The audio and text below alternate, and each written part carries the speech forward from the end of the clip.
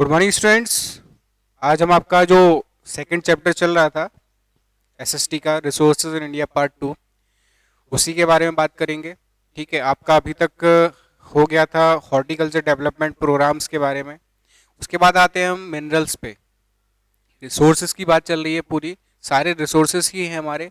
तो मिनरल्स की बात करें तो मिनरल्स कौन से होते हैं? मिनरल्स वो होते हैं जिनको एग्जॉस्ट किया जाता है, मतलब कि इनको जमीन वगैरह से खोद के, खदानों से खोद के निकाला जाता है। ठीक है, इनका हिंदी मीन होता है खनिज। खानों से निकलने वाली जो चीजें होती हैं वो होते हैं हमारे मिनरल्स। ठीक है, तो इसमें भी टू टाइप्स के होते हैं।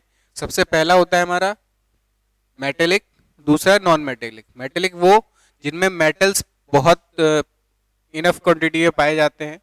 ठीक है, वो हमारे मेटेलिक होते हैं, जैसे कि हमारा गोल्ड है, सिल्वर है, कॉपर है।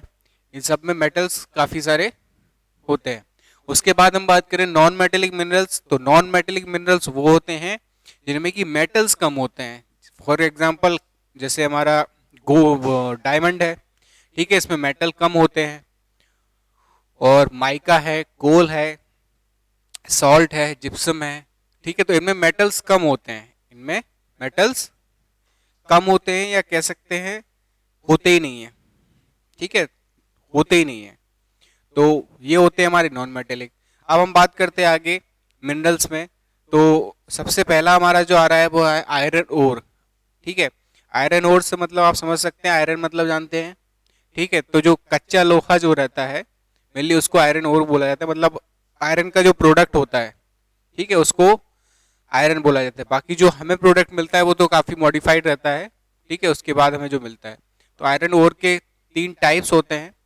तीन नहीं, फोर टाइप्स होते हैं। कौन सा होता है? सबसे पहला होता है हेमेटाइट, दूसरा मैग्नेटाइट, तीसरा होता है लिमोनाइट, एंड फोर्थ होता है हमारा सेडराइट। ये टाइप्स आपके एग्जाम में पूछ सकते हैं आपसे आयरन ओर के। ठीक है, तो इनको एक बार अच्छे से पढ़ लेना। उसके बाद हम बात करते हैं mines of iron ore be divided into following regions. Mines यानी कि खदानें, ठीक है, जहां से आयरन निकाला जाता है। तो वो कहाँ कहाँ पर है, तो ये सारे रीजन उसके दिए हुए हैं। इसमें केवल आपको नाम पर याद रखने हैं। जैसे नॉर्थ ईस्टर्न रीजन जो है उसमें सिंहभूमि डिस्ट्रिक्ट जो है, ठीक है, झारखंड में। The main iron reserve of Singhpuri district of Jharkhand state are Manoharpur. ठीक है, कहाँ पर है? मनोहरपुर है। उसके बाद पंसराबुरु, वुदाबुरु, गुआ, नो नोमंडी। तो ये सब जगह है जहाँ से आयरन ओर मिलता है। ठीक है, तो इनके नाम आपको याद करने पड़ेंगे। उसके बाद हम आते हैं मैग्नीज ओर। ठीक है, ये सारे मिनरल्स की बात चल रही है अभी। तो उसके बाद हमारा नेक्स्ट आता है मैग्नीज। मैग्नीज की हम बात करें तो इसका जो यूज है, ठीक है, इसको जैक ऑफ ट्रेड्स भी बोला जाता है। ठीक है, जो हमारी ट्रेड्स है उसका जैक, यानी कि उसके लिए बहुत इंपॉर्टेंट। ठीक है, सेकेंड नंबर पे है इंडिया इसके प्रोडक्शन में in the world, 19% of the total world production, ठीक है, हमारे यहाँ होता है। उसके बाद हमारा जो आता है, इसके भी रीजन दिए हुए हैं। तो इसमें दिया हुआ है central India region, peninsular region. तो ये सब जगह बताई गई है कहाँ कहाँ ये पाया जाता है। इनको एक बार पढ़ लेना, इनके नाम वगैरह जो है उसमें से मैक्सिमम 5 याद रख लेना, काफ़ी है आपके लिए। उसके बाद आता है हमारा माइका। हमने सब बताए हैं यही जो लिखे हुए हैं। ठीक है, इनको फिर डिस्क्राइब भी किया गया है। जैसे माइका दिया हुआ है, ये कह रहा है it is found in old metamorphic rocks. ये कहाँ पाया जाता है? पुराने जो मेटामॉर्फिक रॉक्स जो होते हैं उनमें पाया जाता है। उसके बाद माइका के बाद हमारा जो रहता है, माइका जो है उसका यूज किस चीज में किया जाता है? जो एरोप्लेन, शिप्स वगैरह हैं, इनको बनाने में इसका यूज किया जाता है। ठीक है, क्योंकि ये, और बाकी इलेक्ट्रिकल अप्लायंसेस जो रहते हैं जैसे टेलीफोन, रेडियो, एयरक्राफ्ट वगैरह की जो मोटर व्हीकल्स रहते हैं उनको बनाने में इसका यूज किया जाता है। उसके बाद आता है हमारा कॉपर ओर। कॉपर ओर के बारे में आप लोगों ने अगर सुना हो, घर में भी कई बार यूज करते हैं, कहते हैं कॉपर वायर का यूज करना चाहिए। ठीक है, तो वही है ये। कैसा होता है? थोड़ा सा रेड ब्राउन होता है। ठीक है, और copper also found in metamorphic rocks other metals like silver, tin, lead, gold etc। ठीक है, बाकी जो हमारे मेटल्स होते हैं उन्हीं की तरह ये भी,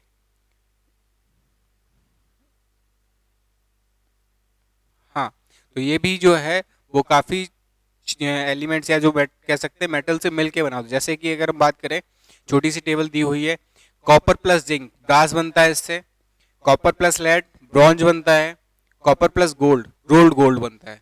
ठीक है, तो ये सब इसके मतलब मिक्स करके बना सकते हैं, इसके साथ कॉपर के साथ फ्लेक्सिबल रहता है कि इसके साथ हम कुछ भी मिला के अपना जो भी प्रोडक्शन हमें चाहिए वो बना सकते हैं। उसके बाद नेक्स्ट आता है हमारा बॉक्साइट, फिर है गोल्ड, डायमंड, ये सब दिए हुए हैं, इनको एक बार पढ़ लेना। ठीक है, जो भी डाउट्स रहेंगे आपको वो लाइव सेशन में डिस्कस आप कर सकते हैं। उसके बाद इनका जरूरी क्या है, इनका कंजर्वेशन क्यों है जरूरी, तो अगर हम देखें तो every country should realise that this wealth of nature is also for future generation. हमारे जो मिनरल्स हैं, मेटल्स हैं, ये हमारी आगे वाली जनरेशन के लिए भी इम्पोर्टेंट है, उनके लिए भी ये होना चाहिए। हम भी सोचेंगे कि हमारी जो आगे जनरेशन आ रही है उसको भी ये सारी चीज़ें देखने को मिले, वो भी इन सब चीज़ों का यूज़ कर सके, तो इनका कंजर्वेशन होना जरूरी है। क्यों? क्योंकि ये लिमिटेड हैं। ठीक है, ऐसा नहीं है कि हमारी पॉपुलेशन जैसे बढ़ती जाएगी ये भी बढ़ते जाएगी, नहीं, ये लिमिटेड है। ठीक है, इनका यूज़ हमें सोच समझ के और लिमिटेड कंडीशन में या लिमिटेड ही करना चाहिए।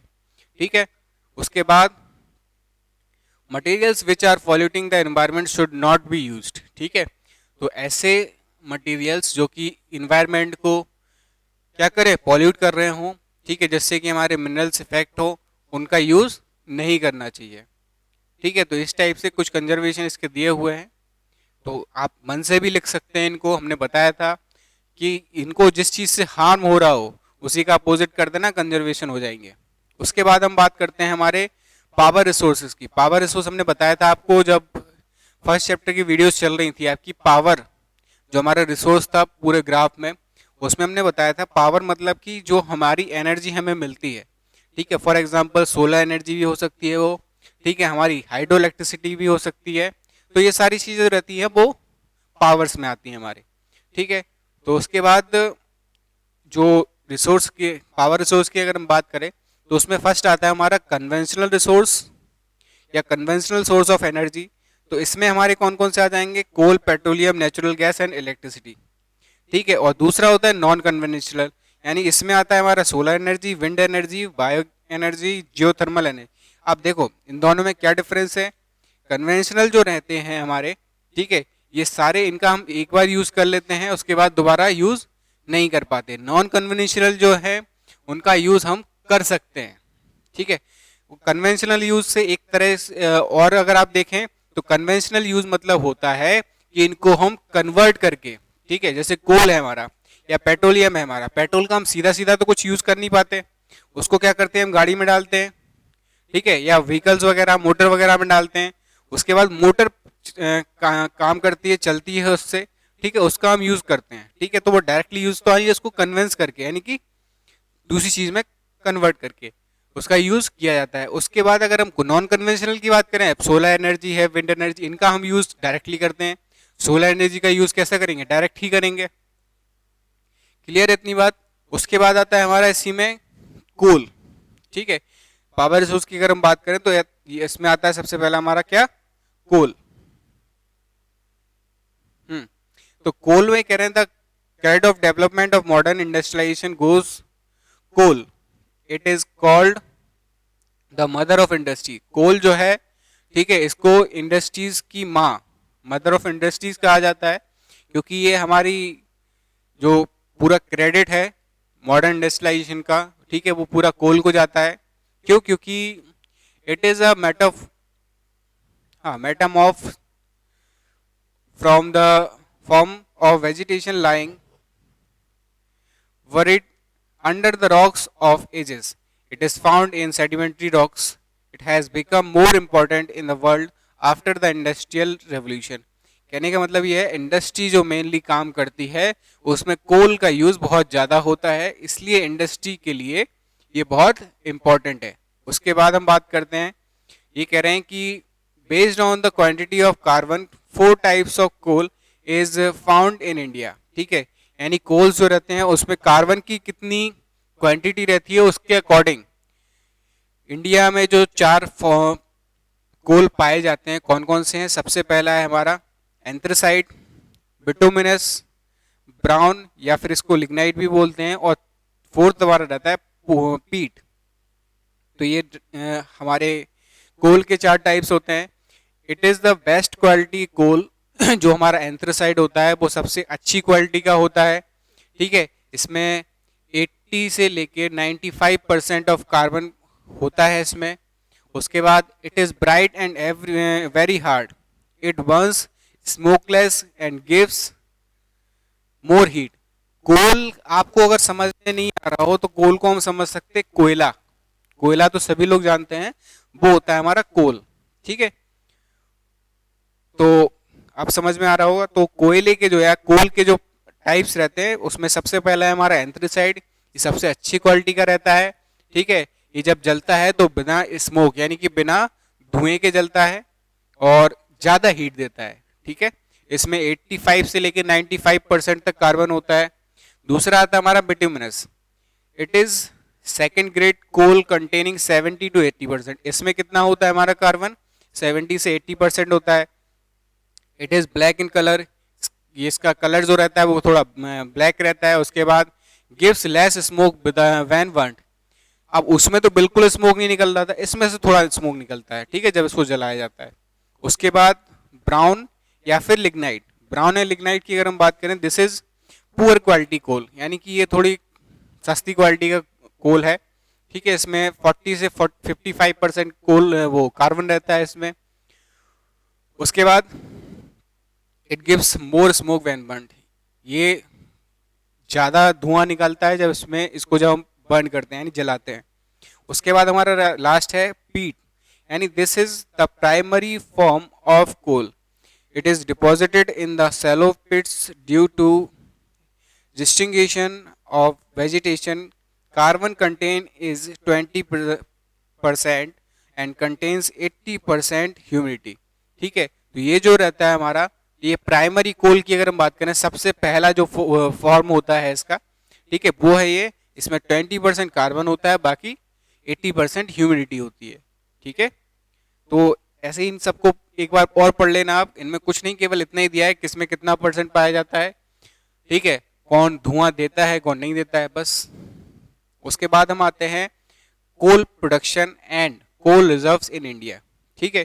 इंडिया में कोल का प्रोडक्शन कहाँ होता है और इसके रिजर्व्स, यानी रिजर्व मतलब कि ऐसी जगह जहां पर इसका ही एक्सजेशन मतलब कि निकाल सकते हैं, इसको खोदा जाता है या निकाला जाता है जमीनों से, ठीक है। तो सबसे पहला हमारा जो दिया है वो है गोंडवाना कोल फील्ड, सबसे पहली जो है वो है हमारी Gondwana coal field. Most of the coal in the country occurs in these rocks. 96% coal reserves and 99% coal production of India are located in this region. तो गोंडवाना में सबसे ज्यादा होता है हमारा, ठीक है। तो ये कहाँ पर है mainly, coal field of Jharkhand, West Bengal, Odisha, Chhattisgarh, Madhya Pradesh and Maharashtra are of Gondwana period. Good quality of bituminous coal is found in the region, ठीक है। तो ये सब दिए हुए जो है वो गोंडवाना फील्ड या पीरियड की अगर हम बात करें तो उसके अंदर आते हैं, ठीक है। और यहाँ पे बिटुमिनस जो हमने सेकंड नंबर वाला बताया था आपको, वो सबसे ज्यादा पाया जाता है। दूसरा है हमारा टर्टियरी कोल फील्ड, ठीक है। तो इसमें जो total 1% of the total production of coal in India is obtained from this coal field, यानी कि इंडिया में जितना होता है उसका 1%, ठीक है, यहाँ पर होता है। ये जो है the states of Assam, Rajasthan, Gujarat, Tamil Nadu etcetera are situated in this coal region. इस रीजन की अगर हम बात करें तो कौन कौन से आते हैं, असम, राजस्थान, गुजरात एंड तमिलनाडु, ठीक है। और here lignite the inferior type of coal is found, यहाँ पे कौन सा हमारा पाया जाता है कोल, लिग्नाइट, ठीक है। वहां पे क्या पाया जा रहा था हमारा, बिटुमिनस। ये समझ में आ गया, ठीक है। तो इनको आप एक बार देख लेना, लर्न करने पड़ेंगे ये तो, अगर समझ जाओगे तो लर्न करने की जरूरत नहीं पड़ेगी। उसके बाद हम बात करते हैं हमारा मिनरल ऑयल। ओके, उसके बाद हमारा आता है मिनरल ऑयल। ठीक है, यानी कि जो जमीन से चीजें निकाली जाती हैं उनमें से कुछ ऑयल्स निकलते हैं। ठीक है, तो उन ऑयल की अगर हम बात करें, oil extracted from the interior of the earth is known as saline mineral oil. It is also known as petroleum. ठीक है, यानी कि मतलब क्या है हमारा, मिनरल ऑयल से मतलब है हमारा पेट्रोलियम, जो एक तरह से कह सकते हैं पेट्रोलियम जो निकाला जाता है जमीन से। ठीक है, वो मिनरल ऑयल ही है एक तरह का। It is found with saline water and gases in the interior of the earth। ये जो हमारा अर्थ की इंटीरियर यानी कि जमीन के अंदर की जब हम बात करें तो वहां से निकाला जाता है। इसके साथ क्या क्या पाया जाता है, सेलाइन वाटर एंड गैसेस, इसके साथ ये सारी चीजें मिक्स होती हैं। उसके बाद अगर हम बात करें mineral oil producing area in India, उसके बाद उससे पहले एक चीज और दी है इसमें, main causes of increasing use and importance of mineral oil. अब देखो मिनरल ऑयल की अगर हम बात करें, पेट्रोलियम है उसका ही सबसे बढ़िया एग्जाम्पल वही है। तो अगर पेट्रोलियम की हम बात करें, ठीक है, हर किसी को गाड़ी चाहिए, हर किसी को पैदल नहीं चलना, किसी को साइकिल का यूज नहीं करना, हर किसी को गाड़ी से जाना है हर जगह। ठीक है, अब हर जगह जाना है तो पेट्रोलियम तो उतना ही है। ठीक है, वो तो बढ़ नहीं रहा है, ऐसा तो नहीं कि वो बढ़ रहा हो आपके साथ। तो पॉपुलेशन बढ़ रही है, सबके जो पेट्रोलियम का यूज है वो बढ़ रहा है, लेकिन वो नहीं बढ़ रहा है, पेट्रोलियम नहीं बढ़ रहा है। तो उसके हार्मफुल इफेक्ट देखने को मिल सकते हैं। क्या हो, वो खत्म हो सकता है आगे चल के, फ्यूचर में पता चले देखने को ही ना मिले। समझ रहे ना। तो इसके क्या है मेनली कॉजेज, अगर हम बात करें इंपॉर्टेंस क्या है इसके यूज में, इंक्रीजमेंट जो होता है उसके क्या कॉजेज हैं। तो इट्स ट्रांसपोर्टेशन इज इजी, इसका जो ट्रांसपोर्टेशन है वो इजी होता है, इसलिए इसके यूजेस बढ़ रहे हैं। उसके बाद every part of it is useful, इसका हर पार्ट यूजफुल होता है, चाहे फिर वो पेट्रोलियम हो, चाहे सैलाइन वाटर हो, और या फिर इसके अंदर की जो गैसेस हैं। गिव्स मोर पावर देन कोल, कोल से ज्यादा पावर देता है। ठीक है, सीधी सी बात है, अगर हम बात करें तो कोल जितना हमें पावर देता है उससे ज्यादा हमें पेट्रोलियम देता है। उसके बाद less effort is required when it is used, जब इसका यूज किया जाता है तो इसमें एफर्ट कम लगाने पड़ते हैं। ठीक है, कोयला है, उसका यूज करने के लिए हमें उसको जलाना पड़ेगा। ठीक है, फिर उसको अदर वे में यानी हीट करके फिर उसका यूज कर सकते हैं। तो ये सारी चीजें उसमें लगेंगी, लेकिन पेट्रोलियम में क्या है, सीधा एक मशीन में डाला, यूज कर लिया। ठीक है, तो इसके जो दिए हुए हैं कौन कौन सी जगह पे होता है, तो इसके लिए दिए हैं Assam oil fields, Gujarat oil fields, ठीक है, offshore area and oil reserves and production. ठीक है, और इसके अलावा ऑयल रिफाइनरीज। तो ऑयल रिफाइनरीज इन इंडिया वो दिए हुए एक टेबल बनी हुई है, उनको याद कर लेना आप, इंपॉर्टेंट है, आ सकते हैं। ठीक है, उसके बाद हम बात करते हैं हमारे नेचुरल गैसेस की।